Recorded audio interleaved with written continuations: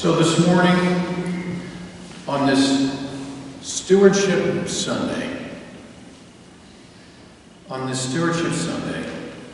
appropriately enough, one of our lectionary readings is what my Bible commentary says is, quote, the widow's offering. And in the tradition of the King James Version, you might remember that this is classically referred to as the widow's mite. And Jesus sat down opposite the treasury and watched. He was watching.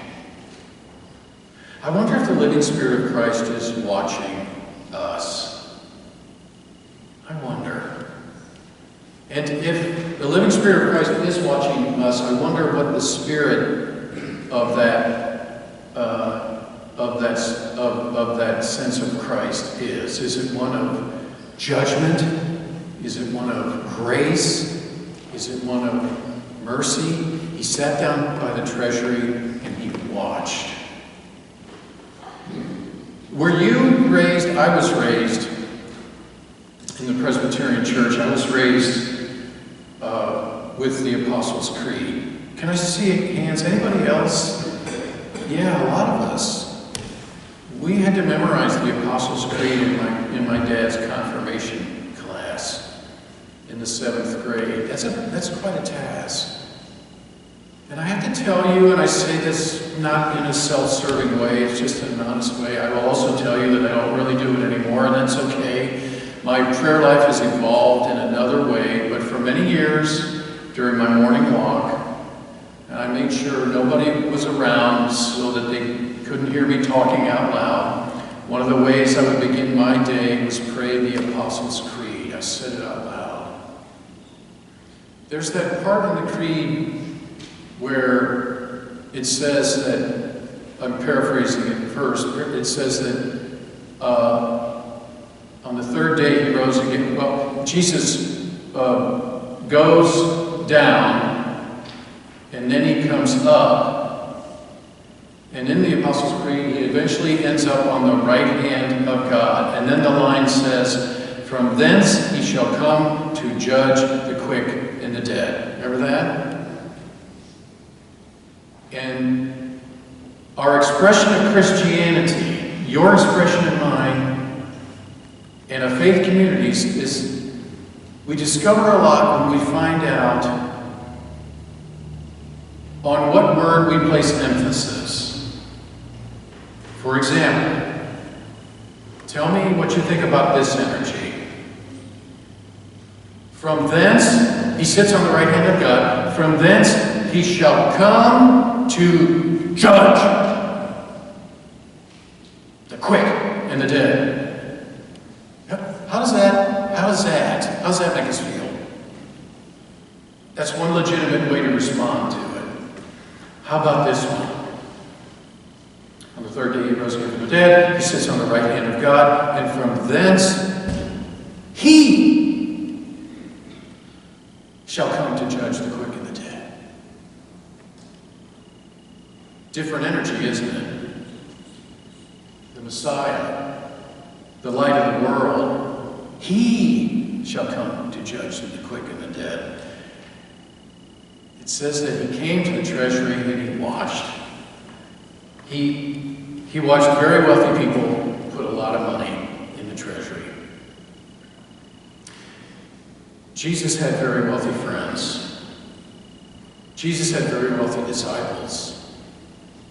Nicodemus, Joseph of Arimathea. Those were the two people that were there at the end. A lot of the disciples ran out of fear. God bless them. At the end, when Jesus was killed, we're told the disciples ran out of fear and they hid. And two very wealthy men who loved Jesus, Joseph of Arimathea and Nicodemus, stood up and went to the Roman authorities and said, we want the body. So, Jesus had wealthy friends. And then we have the widow. we're told she gives 2 very small, insignificant coins.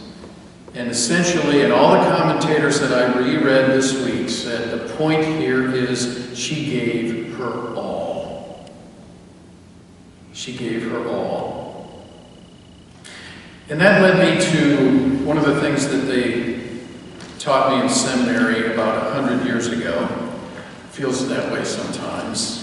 And not necessarily in a bad way, but many, many lifetimes ago, I was a seminary student. And one of the things they talked about when I was in seminary is called the ministry of presence. The ministry that comes when we show up. And I was thinking about Stewardship Sunday, and I asked myself the question, and I wrote it down in my notes this morning. I asked myself the question, and I'm asking it of you. What is the most valuable thing that we have to give? On this Stewardship Sunday. And as Ian said, hey, we want your pledge. If you decide to have a faith community, if you decide to have a building, you got to have some money to run things, so we want that. We need that. And in that context, I will ask the question, what is the most valuable thing that we have to give? And early in the week I thought about this, and I immediately came up with an answer, and I haven't come up with a better one, and it's fairly predictable, because I've already mentioned the ministry of presence. And by the way, you don't have to be ordained to do the ministry of presence. The most valuable gift that we have to give is what? Ourselves. We show up. In a few minutes, I'm going to tell you about my maternal grandfather. And one of the many things he taught me indirectly is the power of the ministry of presence. And at times it's a very sad story. Because when we lose the presence of someone, it's an incredible reminder of the power of the ministry of presence. I shared with you a few months ago. I want to share it with you again. It was a career-changing insight for me. I was part of a clinical pastoral education experience for a year right after seminary, CPE, clinical pastoral education. And I was a chaplain at Lutheran General Hospital in Park Ridge, Illinois, a northwest suburb of Chicago. I was there for a year. And the program essentially is you spend half your time on a unit serving patients and staff, and then half the time led by a gifted leader with a handful of other clergy, and every day you do group dynamics and you talk about what you're learning. And it's a life-changing experience, at least it was for me. And one of the studies that we were required to read was a study by a chaplain at another hospital. And it took 10 years for this chaplain to really complete this study. He interviewed, I think it was about 50 people who had been patients at a hospital 10 years prior. He interviewed them, and he asked them various questions about what it was like to be a patient in the hospital for an extended stay. And one of the questions he asked them, and this is what he was really digging for, he asked the patients who had been in the hospital 10 years prior, did anyone come to visit you? And in most instances, people answered yes. And then the next question was, can you please list the names of the people who came to visit you? Now remember, this is 10 years prior. And to a person, with rare exception, everybody could list the names of the people who came to visit them in the hospital 10 years ago. They could list them by name. They remembered. And then the next question was this, and this is my favorite part. The next question was, okay, these people came to visit you. What did they say? nobody could remember anything. They couldn't remember what people said. Why? Because what mattered was that they came. My gifted teacher, the late, great Reverend Dave Middleton, who was a Methodist pastor, told us students, he said, whenever you visit somebody in the hospital as a member of the chaplain staff, remember that that patient has been lying in that bed all day for days. And when you walk in, you are the only one who is there to not talk about their body. You are the one visiting them to talk about their spirit, to talk about their souls. And he told us, don't ask them how they're feeling. Don't ask them how they're feeling. That's not why you're there. The ministry of presence. My maternal grandfather, Harold Eugene Jones, was born and raised in Menneson, Pennsylvania, which was a steel mill town, about 45 miles southwest of Pittsburgh, along the Monongahela River. And by the way, you can tell people, there are two kinds of people in the world, those that know how to pronounce Monongahela correctly, and those who can't. And by the way, whenever the Monongahela and the Allegheny come together in Pittsburgh, right? And they create the Ohio.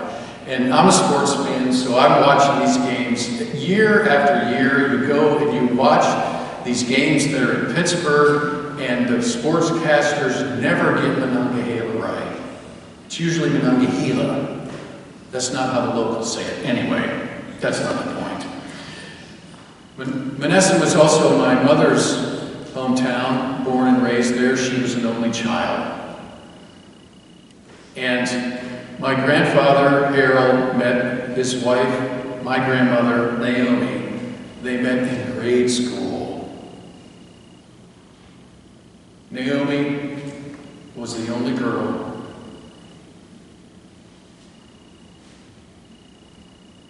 My grandfather ever loved.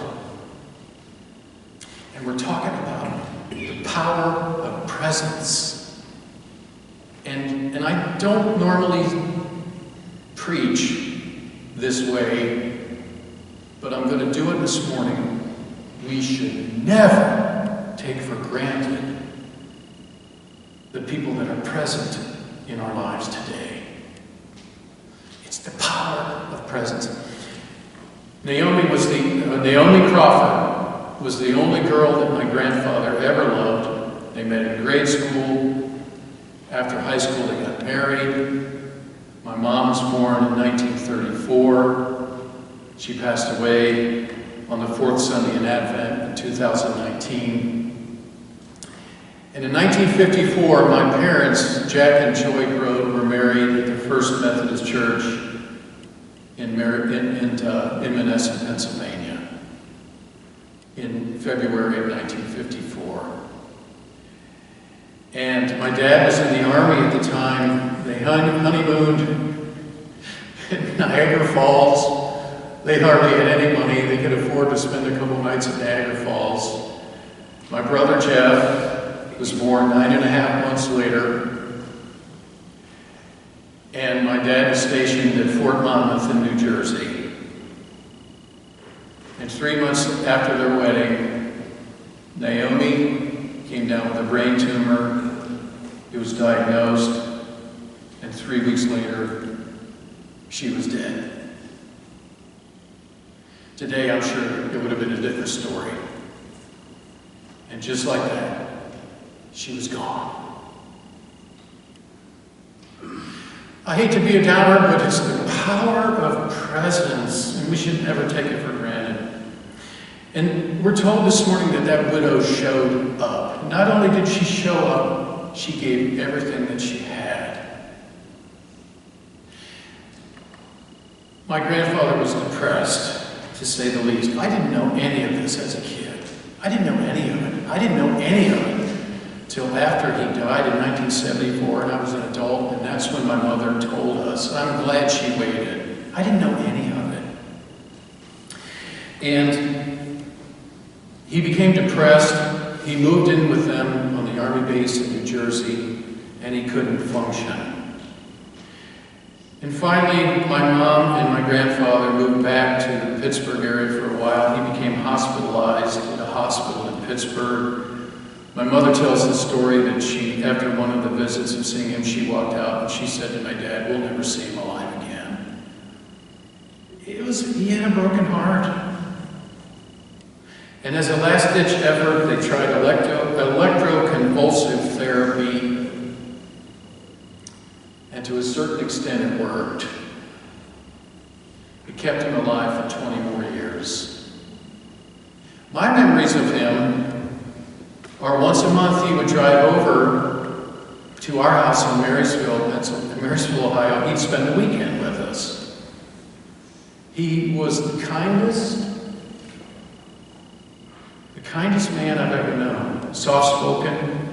He was in grief. I didn't know. I was a kid.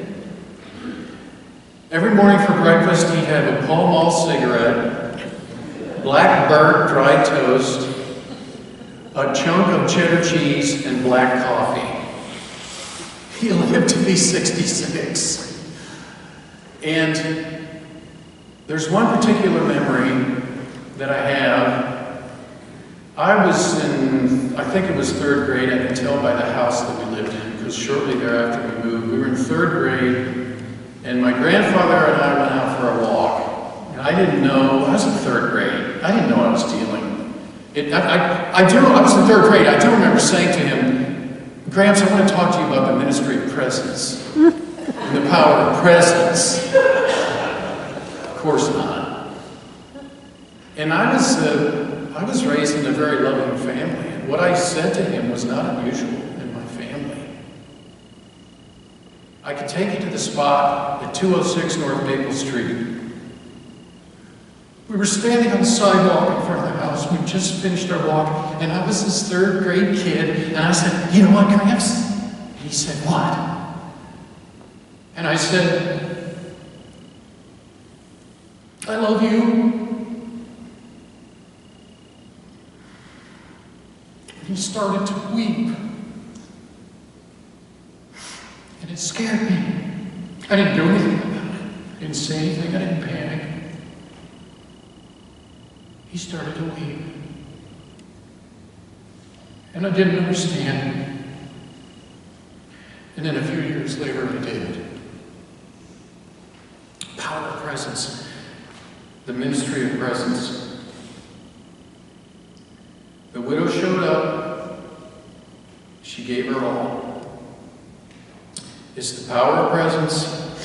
It's the ministry of presence. Let's try not to take it for granted. And we celebrate it whenever we can, especially on Stewardship Sunday. And we give the gift, our most valuable one. Amen?